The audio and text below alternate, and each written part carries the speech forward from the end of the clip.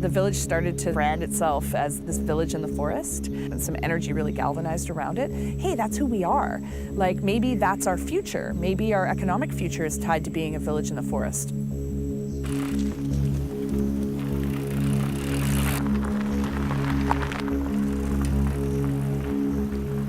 Having lived in rural BC, you go, we live next to a forest.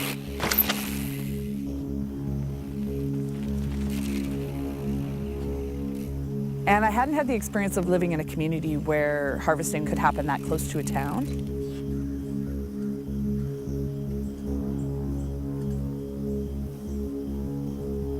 On a Sunday morning, Tony Lyon came and knocked on my door and said, I spend a lot of time riding the trails.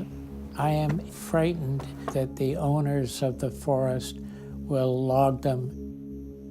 We need to protect the forest.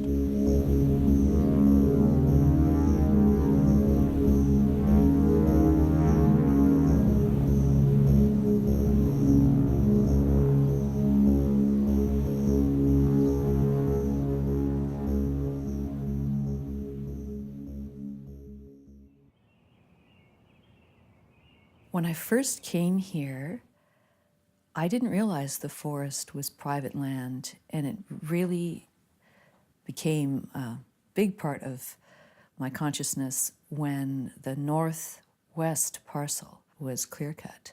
That was right smack dab in where I used to walk.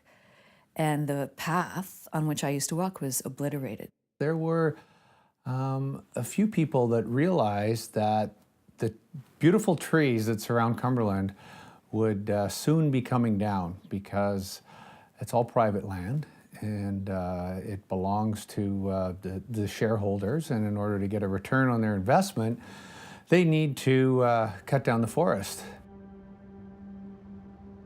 We saw Cumberland as a place that was very unique and had a lot of potential. There's lots of heritage buildings, locally owned restaurants and businesses. It just had a lot of character to it. And we knew that part of that uniqueness was the large second growth trees, this 140-year-old forest that was right next to the village.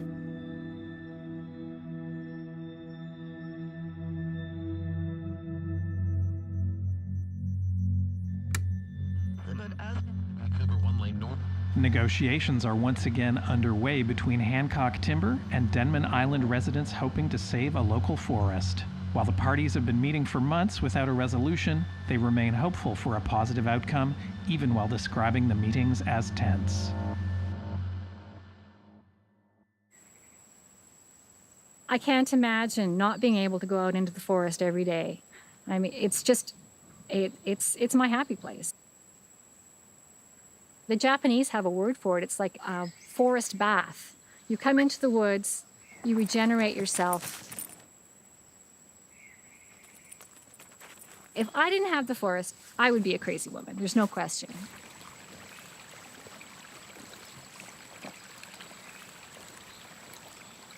This forest is our backyard. I sit on my back deck and look at the trees and hear the frogs of that forest. When you have a forest that close to your community, it actually impacts what the air smells like and what the air feels like and the temperature and the sound in the trees. I came to Cumberland, we looked around, thought this is awesome. There were 3 bars, a liquor store, an off sale, and no police station. It was heaven right there. And then I found out that there was mountain biking like crazy. They let people build trail without persecution, which was extra exciting. It's an amazing place to live. Anybody that's been to an old growth forest will remember it. Okay. Some claw marks from the bear on this tree here. Black bear. An older growth forest is denoted by having multiple layers, vertical layers in the forest canopy. So you'll have the really tall trees, the sort of dominant trees, and then understory trees that are kind of coming up below that. But you'll also have areas that are relatively dense, and then gaps like this one that are quite open. And in each of those different circumstances, you'll have different plants and animals that are associated with those sort of micro-habitats. And so having that diversity on the landscape is really positive for biodiversity in the forest. I became aware of the ecological values, the habitat, the wildlife, the endangered species. It wasn't just about the viewscape and it wasn't about recreational value. It was about, this is really important. We need to save this. So this is the intersection between Black Hole, kitty litter, and the infamous Space Nugget. This winds its way back down to the logging road right in behind the village, and then you kind of cross the bridge at 2nd Street and you're right there. Kitty litter is amazing because it goes through this steep ravine, which was obviously 120 years ago a cedar forest. And you see the big red mounds. And we imagine when we walk through the system that it's a cedar forest of the future. It'll be an old growth cedar forest someday if we play our cards right. There's a significant amount of timber harvesting around the area. All of the brown lines you see are logging roads. All the green and dotted lines are all forest trails that have been put in by the community. So although we want to protect the forests that do exist around Cumberland, there's a lot that's already been logged and we can't really do anything about.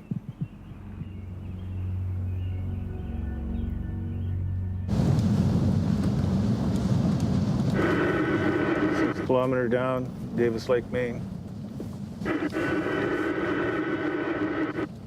And we're coming down into a block we logged in 2004 and planted it in 2005. And there's mountain bike trails through the top of it. You can see how well it comes back in 12 years. This forest isn't for sale. It's a working forest. It's like an active working forest. It's part of a long-term financial plan of a company, and they have shareholders, and that's what's going on. This is a harvesting operation here. We're harvesting about 10,000 cubic meters of timber on this cut block. I look at it different because I'm a forester, right? Most people look at it as a clear cut. I look at it, we're harvesting the timber, and we'll be replanting this within 2 years. New trees will get planted and they'll grow back up to, 40 or 50 or 60 years old or whatever before they're harvested again. You just have to protect second growth forests that will be allowed to grow into old growth so that we'll end up with enough old growth on the landscape eventually to sustain the species that require that old growth. So we realized we were in a village in the forest, but that we didn't actually have the tools or the power to maintain that. I just felt, when I looked out over that clear cut, that the community needed to have a say in what happens so close to our homes. People realized that, hey, the whole idea of promoting Cumberland as the village in the forest is going to be ridiculous if everything is logged around the forest. It's going to be the village in the stumps. Here we're standing underneath a mature Douglas fir tree in a mature Douglas fir forest. And we're looking at the different shrubs and other plants that are here. This one is a salal, and this one is an Oregon grape. Over here we have a red huckleberry. What that really tells you is that you're in the Douglas fir salal ecological community. There are certain species that will only really occur in the old growth forest because they need that habitat complexity. When you see the old growth firs, the bark is really thick, really deeply furrowed. And ultimately that's what protects them from fire. The old growth trees have this thick insulating bark layer that means when the fire comes through, it gives them a better chance of surviving. But only the big veteran old growth fir trees will have survived a fire like that. And the younger age classes that don't quite have that same protective layer there are often consumed by the fire. It's amazing when you stand there and look up a tree that's got fire scar up 10 meters up and think, what was it like here at that moment when that fire was raging through here? And then of course all the leaf litter is burned off as well, and the cycle starts again. But usually with a couple of big old veterans still surviving the fire. This is the natural regime of this particular forest. In the last year, I've built close to 15 kilometers worth of trails. So on a good day, we get 200, 300 feet done. I have jobs, but I try to have as little jobs as I possibly can get away with so I can go trail build as much as I possibly can get away with. Val's my partner in trail building and in crime, so to speak. She's excellent to work with. We'll work and we'll stop and we'll chat about what we're doing, what the other person is doing wrong or right.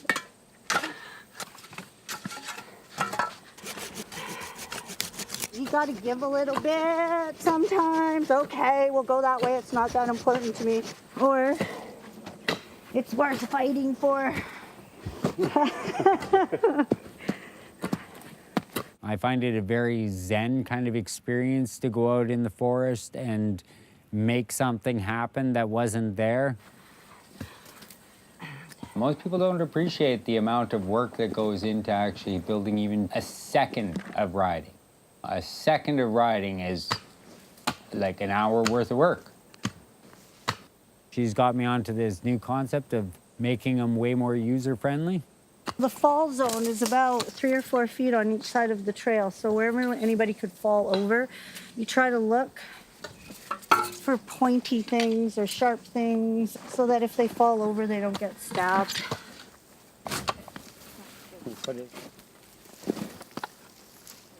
We hear lots of people call them like the girlfriend trails, trails that they can take their partner on and they don't hear about it for weeks afterwards.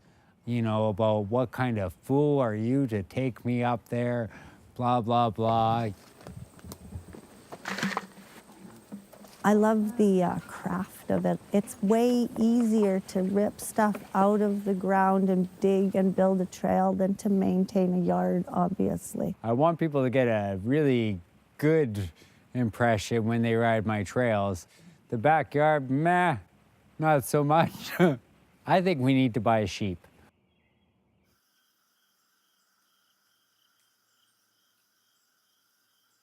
The blue paint on trees, when you see them in a circle like this one's got some blue, that one's got some blue, that one. What it typically means is that this is the center of what's called the growth and yield plot. So the foresters go back to the same plot over and over through time and measure the same trees over and over through time to gauge how quickly they're growing and to be able to predict when the most optimal time to come back in and log these trees out of here is going to be.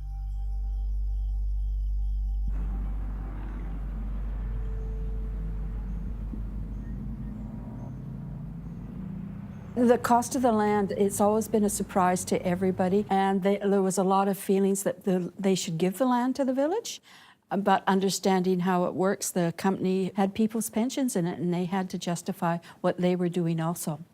We aren't able to gift this land to the community because these properties are purchased on behalf of investors. The actual timberlands are owned by pension funds. So policemen, firefighters, teachers, people within the community are our investors. Any property that we sell, no matter who the buyer is, we're legally obligated to achieve a fair market value.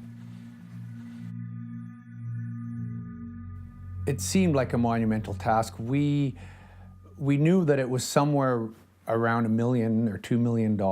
We got a sense of the cost, the potential cost of our acquisition, and there was a formal appraisal done in timber crews, which really gave us a sense. And then we scaled back our acquisition plans. Our community is kind of like going up to like this really big house on the hill and knocking and going, "Excuse me, we'd like to buy your house." And they're like, well, our house isn't for sale. This is actually like our business. And they'll go, okay, well, how about it's this much money? And then the community's like, oh, that's too much money. I mean, ultimately, what we're having to do is we're asking to buy something that's not for sale.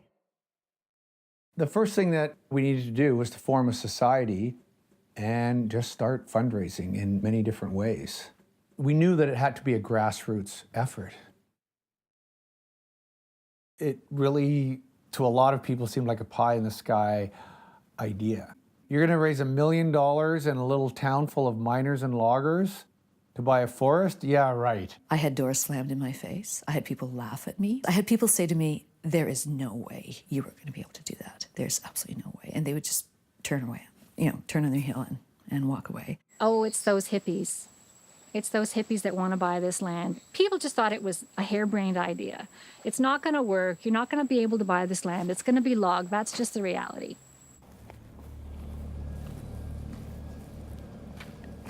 The reason we have gates is for safety. We can't have people up here with dogs or mountain bikes when we're working. You can see how dangerous it is.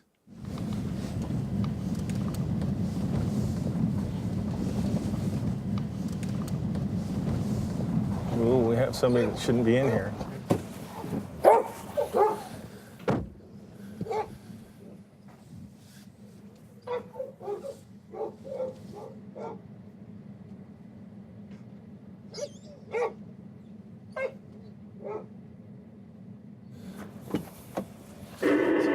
It's one of the U-Rock people. They're picking up tools from their trail building.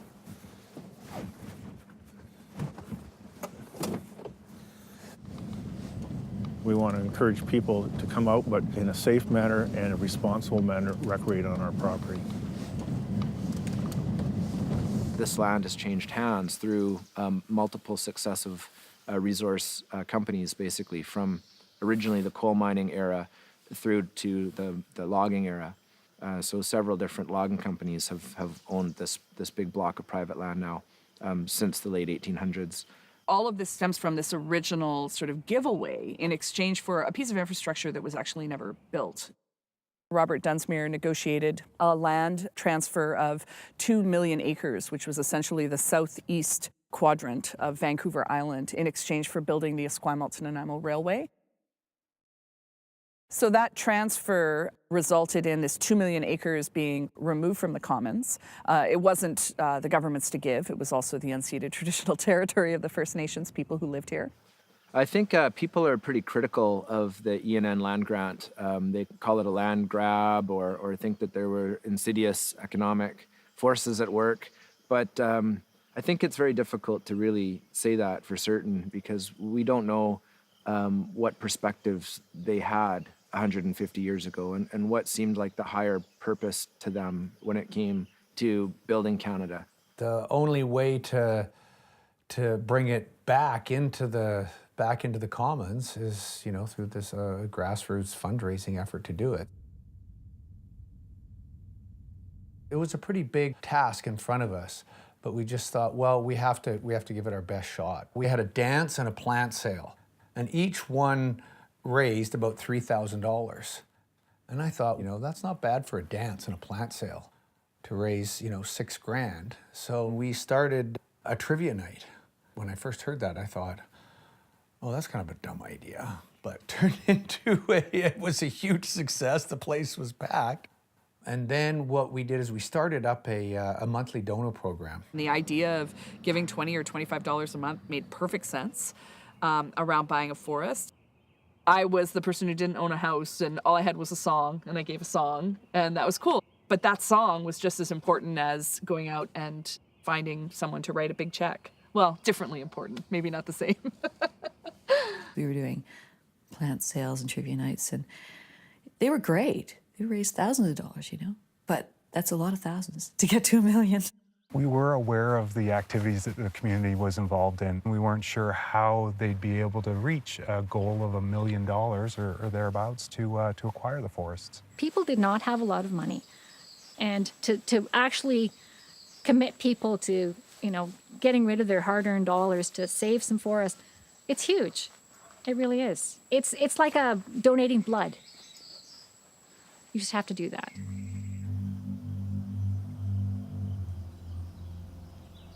When I came to Cumberland, I ended up meeting up with the river rats. I was told, these are the guys. These are the legends here. These are the guys that make it all.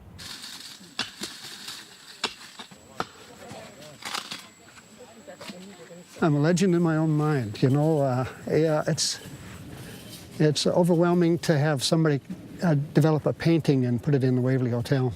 It's very enjoyable. I have lots of people who say, oh, look it, that's you. We've built a trail called Mundy's Child. They named it after me. My name's Al Mundy. So we have 1,000 feet of split cedar in there, a boardwalk that goes through a swamp that's absolutely amazing. Often people don't get a chance to go through in an ecosystem like that. There's something to be said about making a trail and then riding it and seeing the fruits of your labor.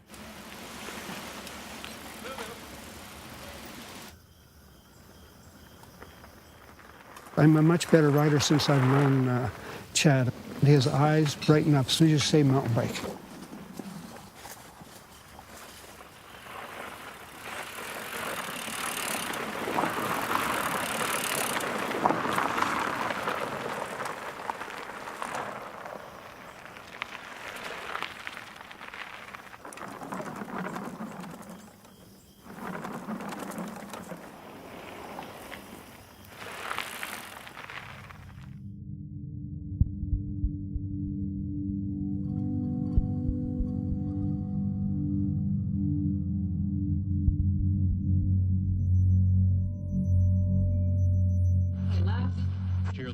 Residents of Denman Island woke up this morning to a clear cut. After lengthy negotiations with the former landowner, Hancock Timber, the property on Denman was sold to a third party who has commenced harvesting.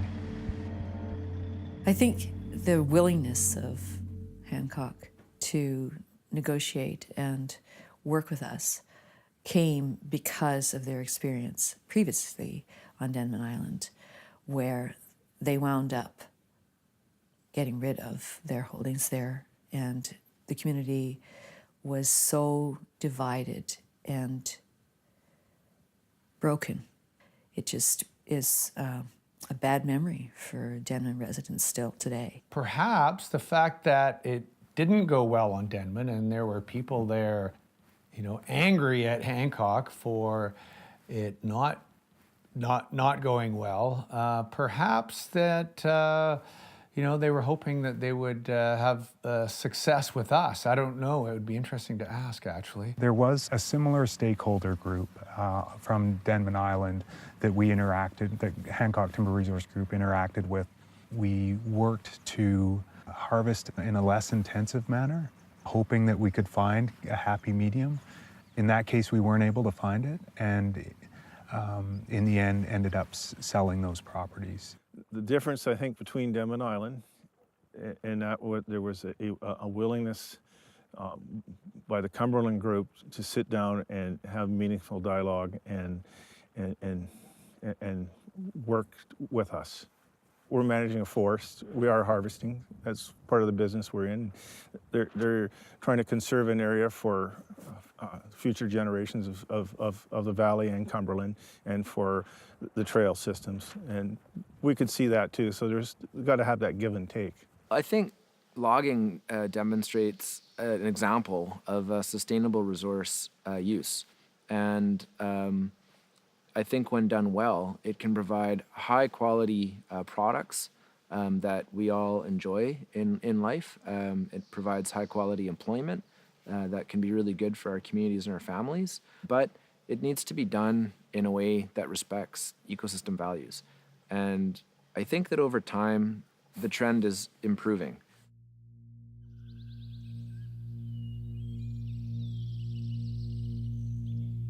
In 2004, we got together a purchase and sale agreement, so we knew our deadlines. They were putting their logging plans on hold only long enough to allow the purchase to occur. The price that we had negotiated was already lower than what they would expect if they renegotiated a contract. We couldn't get a mortgage on the forest because once there was a covenant on the forest saying that we couldn't cut it down. There was no value to it. We really only had, in late 2004, $300,000 that we'd raised from all our activities, which is not bad, but it's nowhere near $1 million. And in fact, our costs in total with the legal costs and survey and registration of land title came more close to 1.1 million. We did have a deadline because they have like a 10-year plan where they're going to log this and this and this and this. We didn't have another 5 years. It took us 5 years to get to that point. We knew we had to speed things up. We were willing to engage and have discussions throughout the process, but at some point we needed to realize the transaction.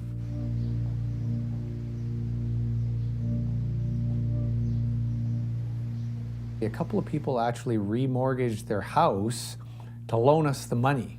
I went to the bank and said, can you appraise my house and can you loan me as much as possible? And then I put down the phone and hoped that they would come through on that, and they did. And then my company had some cash in it because I had an operating company. And so from there, I could loan $195,000. I was advised by my lawyer in no uncertain terms that I should not do this, that it was too risky to loan money to a nonprofit society. And I think I struggled.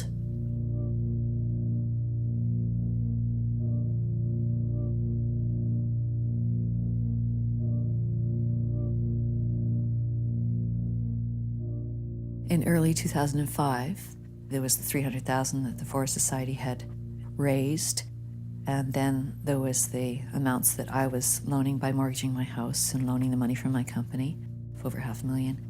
And then, fortunately, there was the Mountain Equipment Co-op grant of $100,000.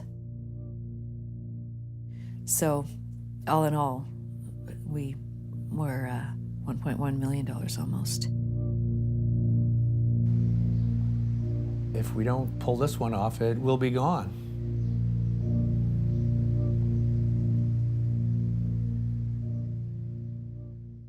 The day that we received word that the first parcel was secured, I came into the village office and the papers were handed to me.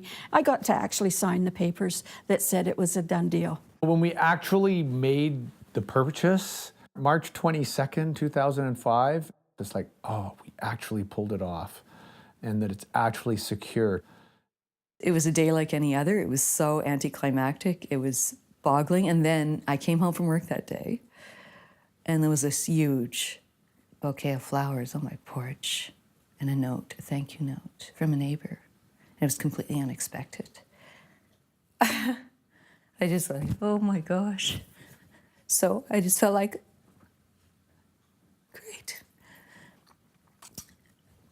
We have to stop, you guys. We put the call out for as many people who had been involved with this project to get together for a picture. We went down to Village Square and had the presentation and let people know that it was a final, it was done, the papers were signed, everything was good. We didn't have one person cutting a ribbon. We had 200 people waving their hands in the air and cheering. It was a really, really neat sense of accomplishment. It's like everybody that was involved got this opportunity to give a big cheer and to congratulate everybody and know that it was possible. A great, great representation that this was done by a community. Took everybody.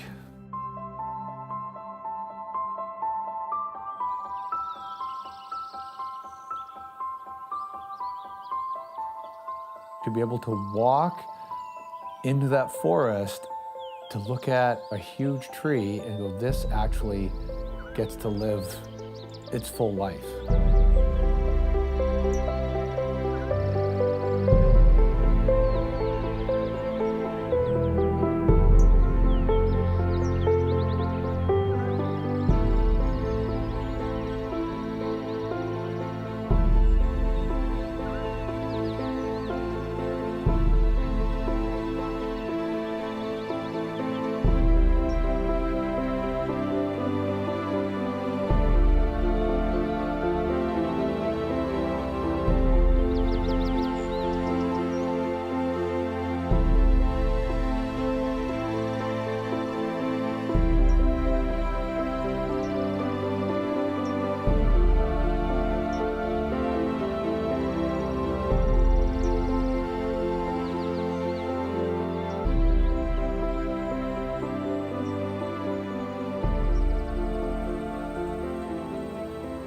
The Cumberland Community Forest Society did their first acquisition in 2005, then quickly realized that the story wasn't over and that all the forests surrounding Cumberland were under threat of being cut, and that the community was in deeper and deeper relationship with the forest and the trail system, and so the work continued.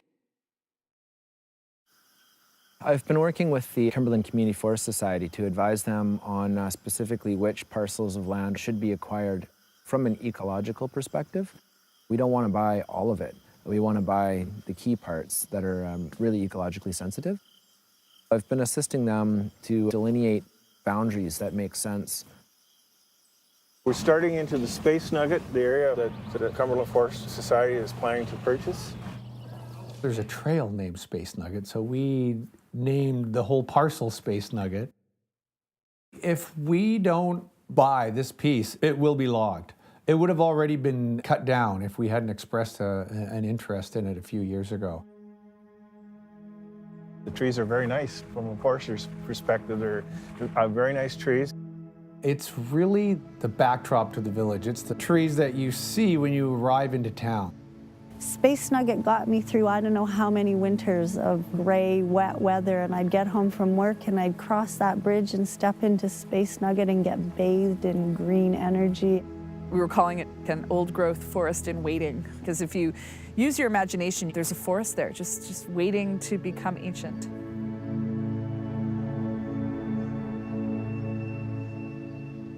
I don't actually know where the name Space Nugget came from. The naming of the trails in the Cumberland Forest and the trail network in general is a very organic process, but once they're named, they stick. The names of the trails, well, some of them are very colorful, I can tell you that. Some are memorially named, like Josh's Trail. Some are named by the person who instigated it. You kind of wonder when you hear Bucket of Blood what it got its name. There's always stories about the Waverly Hotel and that miners and loggers would fight in there, and they called it the Bucket of Blood. Space Nugget was kind of unique. Space Nugget and several other trails in the network seem to have a celestial, otherworldly kind of name. Perhaps it was the state of mind of the trail builder or the mountain biker at the time. I think mountain culture in general has this weird thing for naming in an extreme way. We built one along the river called Bear Buns, and the reason we call it Bear Buns is I brought cinnamon buns for lunch one day, and a bear found my pack, ripped it open, and ate the bear buns. Butchered pig is another one, is it? Yeah, that's another one. I like buggered pig, and I like because everyone likes to try and make it PC with butchered pig, and I'm like, no, it's buggered pig. The builder gets to choose the name. Sometimes there's a lot of thought put into it.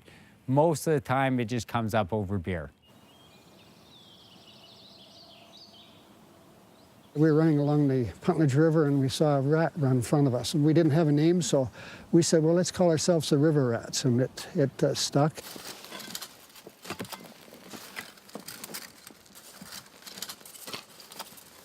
You hear that people are stoked about having ridden something you've built, and that's a pretty good feeling. We get so much appreciation from people that come out and use these trails. Often people will say, when they see us working, can we buy you a beer? Pretty soon it became a popular thing to do.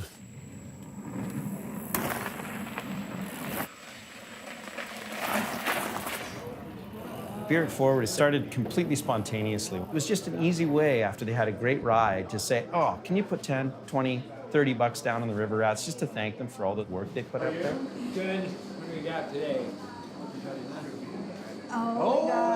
Beer It Forward is just another example of the unique presence that Cumberland is.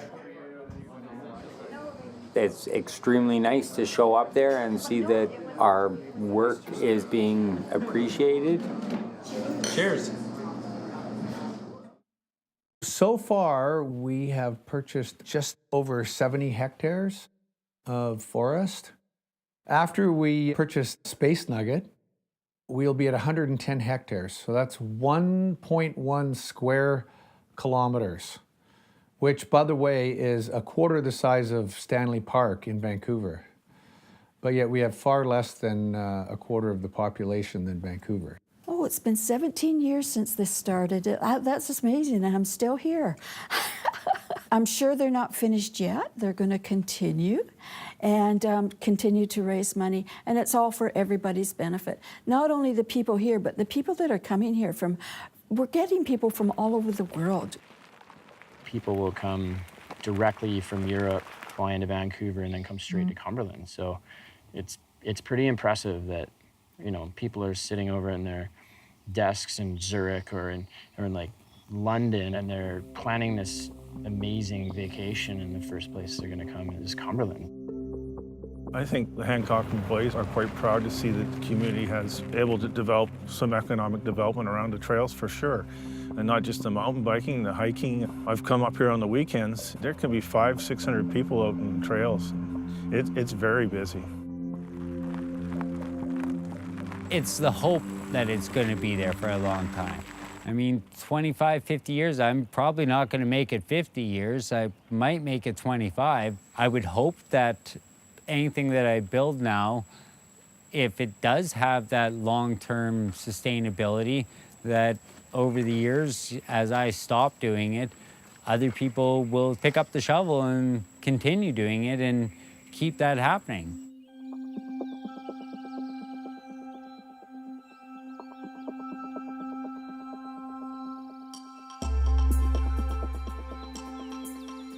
The Forest Fairies narrative is also really cool because it actually started about 15 years ago with the gumboot fairies of the Cumberland Forest.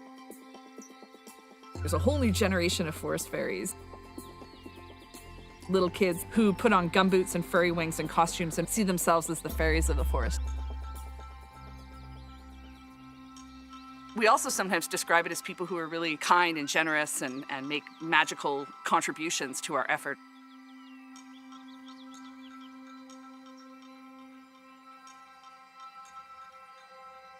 It's just hard to imagine Cumberland without the Community Forest Society or the Community Forest. It's such a part of the consciousness of the community today. I think we are stronger and more connected as a community because of this journey that we've gone on together. If we'd just been handed $2 million, which is about what we've raised so far, if we were just handed that in the year 2000, I don't know if it would have had the same effect as us raising it. We might have bought the forest, but maybe nobody would have known, so. The successes that they've achieved through time here has been remarkable. You know, those speak for themselves, and to see what it's done to the community, to see how the communities come together, definitely it makes me proud to have been a part of these transactions.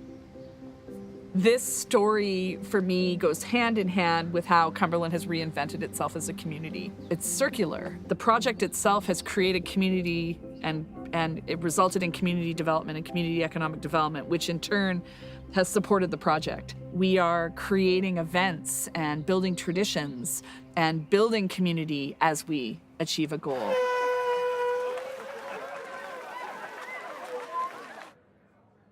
Now, if someone wanted to give me $2 million, that'd be awesome. I would never want to exclude the possibility of someone, like, we welcome large chunks of money. Hey, we have like 1/5 of Vancouver Island to buy back, so like nobody should hold back.